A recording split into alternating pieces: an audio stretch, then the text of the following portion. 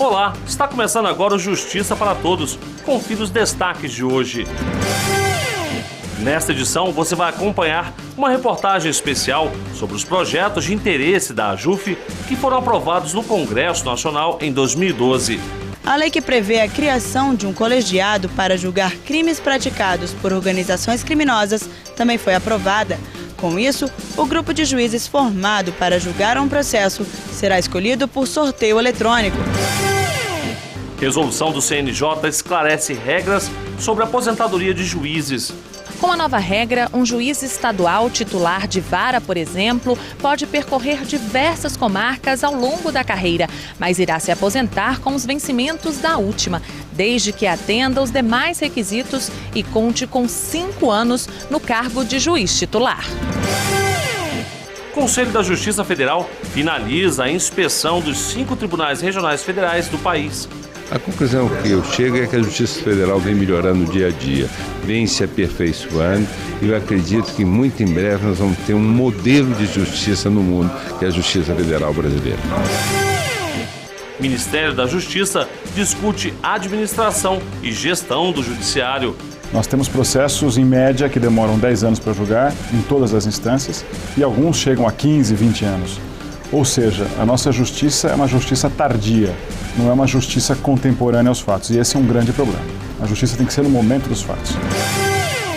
E você vai acompanhar uma entrevista com o juiz auxiliar da presidência do CNJ, Luciano Lozecan, sobre a alteração do Código de Processo Penal. Eu sou Samuel Figueiredo e o Justiça para Todos já está no ar. O Conselho da Justiça Federal finaliza a inspeção dos 5 tribunais regionais federais do país. Para o corregedor-geral, ministro João Otávio de Noronha, há pelo menos um problema apontado que é comum a todos os tribunais: o acúmulo de processos. Acompanhe na reportagem de Roberta Lindbergh. O trabalho de inspeção da Corregedoria Geral começou pelo TRF da Primeira Região, com sede em Brasília, em novembro de 2011. Depois de 1 ano de avaliações, o corregedor da Justiça Federal, ministro João Otávio de Noronha, divulgou o resultado dos serviços prestados pelos tribunais. Vi tribunais excelentes e outros que estão ainda com uma estrutura que precisa melhorar, por uma razão muito simples. A Primeira Região é um tribunal enorme, com 13 estados, que precisa ser revisto isso. E vi tribunais organizadíssimos, como da 5ª, da 4ª Região, tribunais muito bons, como da 2ª e 3ª. A conclusão que eu chego é que a Justiça Federal vem melhorando dia a dia, vem se aperfeiçoando e eu acredito que muito em breve nós vamos ter um modelo de justiça no mundo, que é a Justiça Federal brasileira. Para o corregedor, o problema que mais afeta os tribunais federais é o acúmulo de processos previdenciários.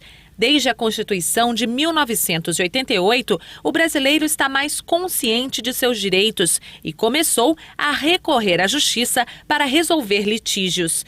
O ministro João Otávio de Noronha disse ainda que a saída para o problema seria a reestruturação de varas e turmas federais para garantir mais agilidade nos julgamentos dessas ações. Os postos avançados dos juizados especiais dos aeroportos realizaram mais de 27 mil atendimentos de janeiro a novembro deste ano. O balanço se refere às unidades judiciais em funcionamento no Rio de Janeiro, no Distrito Federal, em Mato Grosso e em São Paulo. A maioria dos usuários buscou essas instâncias para reclamar de atraso ou cancelamento de voos, problemas com a bagagem e falta de assistência por parte das companhias aéreas. Os juizados especiais dos aeroportos Tom Jobim e Santos Dumont, no Rio de Janeiro, foram os que registraram o maior número de atendimentos, cerca de 13.500. E veja a seguir, resolução do CNJ esclarece regras sobre a aposentadoria de juízes. E ainda, Ministério da Justiça discute administração e gestão do judiciário. É daqui a pouco, no Justiça para Todos. Seguinte, gente, presta atenção. Só tem uma coisa melhor do que poupar. É poupar na Caixa. Claro, Eu sei como é que é, tá chegando o fim de ano, vem aquela graninha extra, 13º, férias. No fim de ano todo mundo quer gastar, comprar roupa nova, normal. Um quer viajar, outro quer comprar o computador pro filho. Mas pega uma parte dessa grana, separa e põe na poupança da Caixa. Porque tem um ano todo pela frente, se liga. Quem poupa, quando precisa, tem. Vem! Agora, os juízes estaduais não precisam mais esperar o prazo de 5 anos numa mesma comarca para garantir a aposentadoria com o último vencimento. O Conselho Nacional de Justiça aprovou novas regras para os magistrados para evitar a distinção de critérios que ocorria entre tribunais estaduais e federais. A medida foi proposta pelo conselheiro José Lúcio Munhoz, que teve como base para a decisão a ilegalidade do prazo estabelecida pelo Superior Tribunal de Justiça. A resolução, que foi aprovada em sessão plenária no CNJ, esclarece que o juiz estadual deve se aposentar quando cumprido o requisito constitucional de 5 anos no cargo e não na entrância ocupada no momento da aposentadoria, como estava sendo exigido por algumas cortes. Com a nova regra, um juiz estadual titular de vara, por exemplo, pode percorrer diversas comarcas ao longo da carreira, mas irá se aposentar com os vencimentos da última, desde que atenda os demais requisitos e conte com 5 anos no cargo de juiz titular. A medida vai evitar a distinção de critérios que ocorria entre tribunais estaduais e federais, já que nos federais não existe divisão por comarcas. A regra antiga acabava prejudicando os juízes estaduais. Depois de 4 meses e meio, o julgamento da ação penal 470, conhecida como mensalão, chegou ao fim. Ao todo foram realizadas 53 sessões pelos ministros do Supremo Tribunal Federal e foram condenados 25 dos 38 réus. O acórdão da decisão deve ser publicado em abril de 2013. Só então serão abertos os prazos para que as defesas dos condenados possam apresentar os recursos. O projeto Diálogos da Justiça, organizado pelo Ministério da Justiça, instalou a Comissão de Altos Estudos de Reforma do Poder Judiciário. O objetivo é debater propostas de formulação de políticas públicas para assegurar a modernização e a democratização do sistema de justiça no Brasil. Preocupada com os problemas enfrentados pela Justiça no Brasil, a Secretaria da Reforma do Judiciário do Ministério da Justiça fez um estudo para identificar os pontos negativos. Nós fizemos um diagnóstico e a Justiça enfrenta, a nosso ver, 3 principais problemas. O primeiro problema é a morosidade, ou seja, a demora no julgamento. Nós temos processos, em média, que demoram 10 anos para julgar, em todas as instâncias, e alguns chegam a 15, 20 anos. Ou seja, a nossa justiça é uma justiça tardia, não é uma justiça contemporânea aos fatos, e esse é um grande problema. A justiça tem que ser no momento dos fatos. O segundo grande problema é o excesso de processos. Nós temos um excesso de litigiosidade. No Brasil temos hoje 90 milhões de processos, o que significa quase um processo a cada 2 pessoas. É como se quase todas as pessoas tivessem juízo. Então é um número gigantesco. Então isso congestiona o judiciário e nós temos que buscar medidas para diminuir isso. E o terceiro grande problema, por mais paradoxal que seja, embora tenhamos muitos processos, ainda há muita falta de acesso à justiça. Então muitas pessoas não conhecem os seus direitos ou, se conhecem, não sabem como ir ao judiciário, não sabem como ir à justiça. Ou também não confiam porque acham que a justiça demora demais. Então são os 3 principais problemas: demora, excesso de processo, excesso de litígios e falta de acesso à justiça. Para encontrar soluções, foi instalada a Comissão de Altos Estudos de Reforma do Judiciário, que trabalha para diminuir os problemas na justiça brasileira. O que importa é que todas essas soluções, né, todas essas pesquisas que podem ser feitas, projetos que podem ser aplicados, ele tem que ser aplicados de forma integrada. Então é fundamental que Poder Judiciário, Defensoria Pública, Advocacia, Ministério Público e Governo, além de Legislativo, atuem em conjunto. Porque não podemos ter iniciativas isoladas que não pensem no conjunto. Então é fundamental aqui a integração entre os 3 poderes para que as soluções sejam aplicadas. Segundo o secretário, é preciso mudar a cultura para que se tenha uma justiça mais moderna no país. Nós não aprendemos na Faculdade de Direito, também não ensinamos os meios alternativos ou métodos adequados à solução de conflitos. Não se ensina a conciliação, não se ensina a transação, não se ensina a negociação, não se ensina a arbitragem. Nós aprendemos o que é uma petição inicial, o que é uma contestação, o que são recursos, aprendemos o que são honorários advocatícios, mas transacionar e buscar consenso, isso não é ensinado. Então, nós imaginamos e temos certeza disso, que nós temos que passar por uma mudança cultural.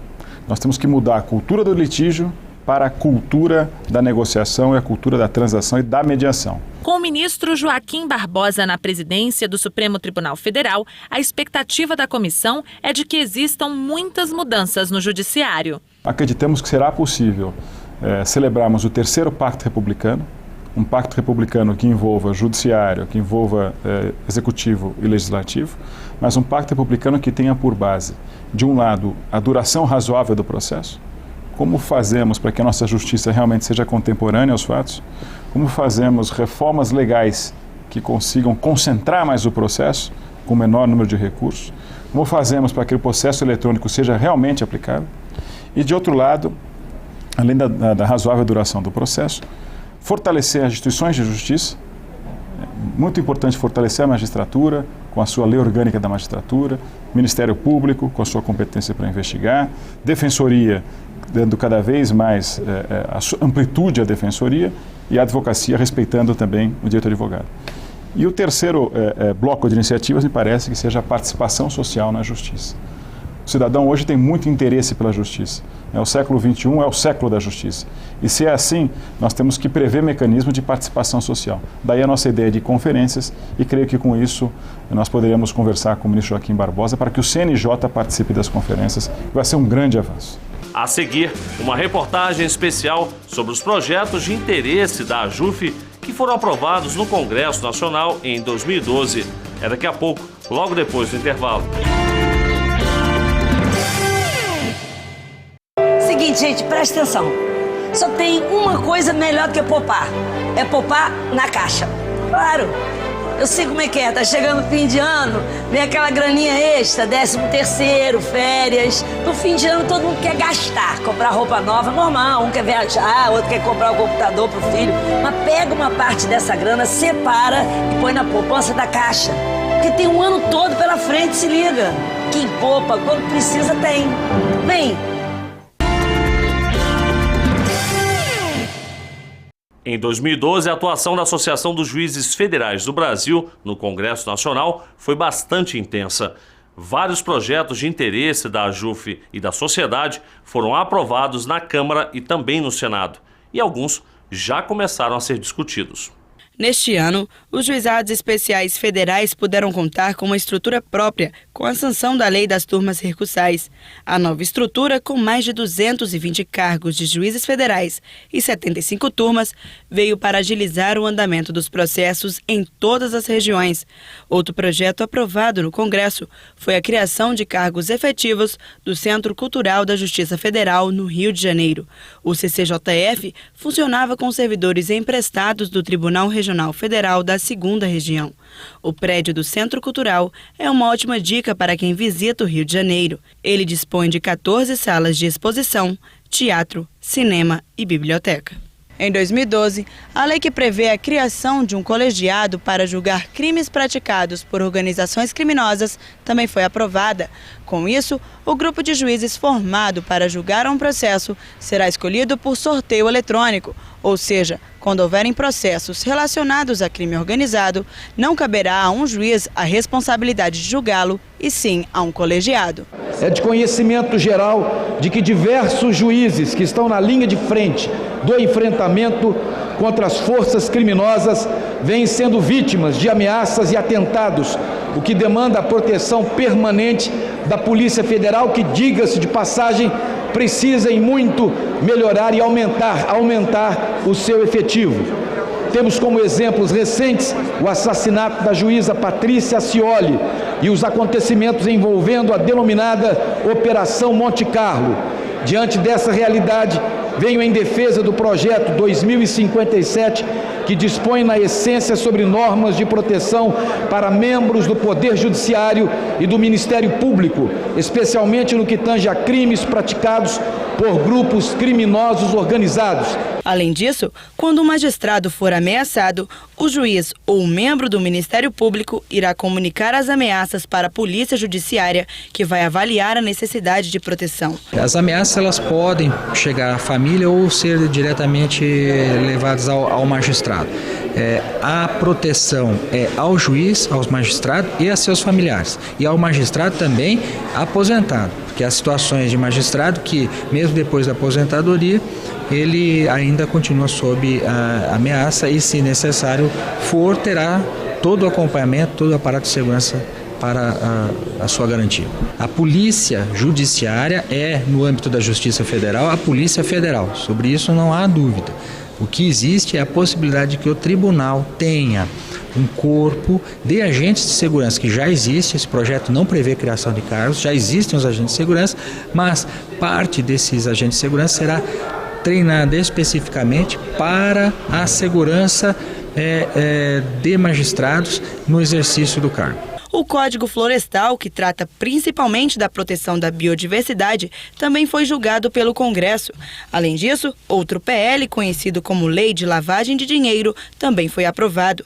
Agora, a fiscalização e as penalidades para quem comete o crime ficaram mais rigorosas. A partir dessa nova redação, qualquer infração penal, seja uma contravenção ou crime, pode ser antecedente do crime de lavagem. Ou seja, qualquer infração penal que gere recursos financeiros podem ser laváveis. Não quer dizer que qualquer infração que gere recursos financeiros, serão necessariamente, configurarão necessariamente a lavagem, mas poderão ser, porque para que sejam, é necessário que esses recursos financeiros sejam objeto de uma tentativa ou de uma efetivamente de uma lavagem, que significaria o quê?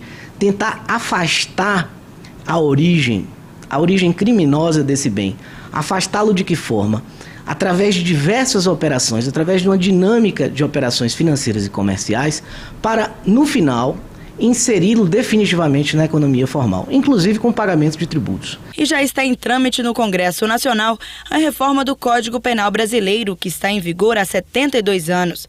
Temas como a legalização do aborto, crimes cibernéticos e eutanásia estão sendo debatidos e podem ser alterados. O aborto é um dos temas mais polêmicos do Código Penal.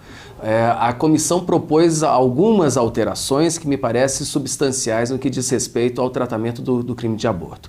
Em primeiro momento, eu preciso esclarecer a postura da comissão. Ninguém, e penso eu que nem aqueles que são favoráveis à descriminalização do aborto é a favor do aborto. Contra o aborto, ninguém pode ser a favor do aborto. O que se discute é se a mulher que pratica o aborto, ela tem que ter um tratamento criminal, ela deve ser encarcerada, ela deve ser posta na cadeia, ela deve responder um processo criminal. Então foi sob esta ótica que a comissão se debruçou sobre o tema. Foi mantido a atual redação com algumas distinções. Há uma pequena diminuição no que diz respeito à fixação da pena para o crime de aborto e acrescentou-se, além das autorizações legais que hoje já existe no caso de estupro ou de caso em que coloque em risco a vida da própria gestante, acrescentou-se também artigo que descriminaliza a conduta do aborto no caso de fetos anencéfalos e no caso de mulheres que não apresentam condições psicológicas de levar uma gravidez até o final, desde que isso seja atestado por 2 médicos e desde que o aborto seja feito até a 12ª semana de gravidez. Outra alteração em trâmite no Congresso busca dar maior celeridade aos julgamentos dos processos. Quase 40 anos depois, sugestões estão sendo feitas por uma comissão da Câmara dos Deputados para mudar o Código de Processo Civil. Uma das alterações prevê a diminuição do uso de recursos das decisões. Esse incidente, em síntese, permite ao judiciário, com uma única decisão e um único processo, derramar os seus efeitos sobre todas as outras situações iguais que tenham sido aforadas. A economia de tempo na resolução de demandas dessa natureza deverá repercutir no tempo médio de resolução de processos perante a Justiça. E o Congresso Nacional enviou para a sanção da presidente Dilma Rousseff projeto de lei que altera o Código de Processo Penal. O PL prevê que o tempo da prisão provisória administrativa ou da internação seja decidido pelo juiz no ato da condenação. Para falar sobre esse assunto, a repórter Gisele Mourão conversou com o juiz auxiliar da presidência do CNJ, Luciano Lozecan. Acompanhe. Doutor Luciano, como é que está o sistema carcerário brasileiro hoje? Ele continua sendo um problema muito grande na medida em que esse sistema está superlotado, né? E não atende nem o que diz a Constituição Federal, no sentido de ser um tratamento humanizado, e também não atende aos ditames da Lei de Execução Penal, que é de 1984. Né? Ele é um sistema que hoje possui 538 mil presos em todo o Brasil, um número assustador, que vem crescendo sobremaneira, sobretudo, a partir de meados da década de 90 do século passado, e que vem se inchando ao longo do tempo. Isso é extremamente preocupante, porque nós não sabemos mais o que fazer com essa população prisional que só cresce. E as alternativas que se apresentam são muito tímidas, né? Seja por parte do Poder Executivo da União, né, com o qual nós temos tentado trabalhar para a melhoria desse sistema, e, sobretudo, pela falta de investimentos para se criar um sistema mais humanizado por parte dos estados da federação, que são os tradicionais gestores da questão penitenciária no Brasil. E com esse projeto de lei, o que muda no Código de Processo Penal? Esse artigo, esse PL 093 de 2012, que foi aprovado pelo Congresso Nacional e que foi levado à sanção presidencial, ele acrescenta um parágrafo ao artigo 387 do Código Penal, de Processo Penal. Esse artigo 387 do CPP, ele prevê quais são os requisitos de uma sentença penal condenatória. E ele acrescenta a necessidade de o juiz do processo de conhecimento, ou seja, aquele juiz responsável pela condenação do sujeito, efetuar a chamada detração, que é o desconto do tempo de prisão provisória que esse sujeito tem eventualmente cumprido. Isso era feito antes dessa alteração pelo juiz da vara de execução penal. Agora, essa obrigação cabe ao juiz da vara do processo de conhecimento, o juiz que condenou. Assim, por exemplo, se o sujeito foi condenado a uma pena de 8 anos ou mais, ele inicia o cumprimento dessa pena em regime fechado. Digamos que, no caso concreto, o sujeito tenha ficado 2 anos preso provisoriamente, né? O juiz da sentença, ao condenar esse sujeito a 8 anos, já vai fazer o desconto desses 2 anos de pena de prisão provisória a que ele respondeu, e já vai determinar que ele inicia o cumprimento da sua pena dali para adiante em regime não mais fechado, mas em regime semiaberto. Porque de 4 a 8 anos ele vai responder e vai cumprir a sua pena em regime semiaberto e não mais em regime fechado. Essa mudança vai afetar quantos presos? Olha, nós temos, em termos nacionais, não há uma estatística precisa, mas a gente estima que boa parte dos presos hoje que estão em regime fechado sejam beneficiados com esse regime semiaberto, ou no caso dele ser condenado a cumprir a pena em regime semiaberto, ele já usufrua e já possa usufruir desde logo do regime aberto de cumprimento de pena. E para finalizar, doutor Luciano, a partir de que foi criado esse projeto de lei? Esse projeto de lei ele resulta de uma proposição do Ministério da Justiça, né, do Poder Executivo da União, diante da constatação de que muitos presos, né, só recebiam o regime semiaberto ou mesmo o aberto quando a sentença penal condenatória era enviada para o juiz da execução penal, e este juiz da execução penal é que efetuava a detração, efetuava esse desconto. Ou seja, havia uma demora muito grande entre a apuração da sentença condenatória e a detração que era feita somente pelo juízo da execução penal. Agora, essa nova lei, essa alteração, vai impor que o juízo do processo de conhecimento, quando condenar, já efetue esse desconto para beneficiar o condenado. E o Justiça para Todos de hoje termina aqui. Obrigado pela sua companhia e até o nosso próximo encontro.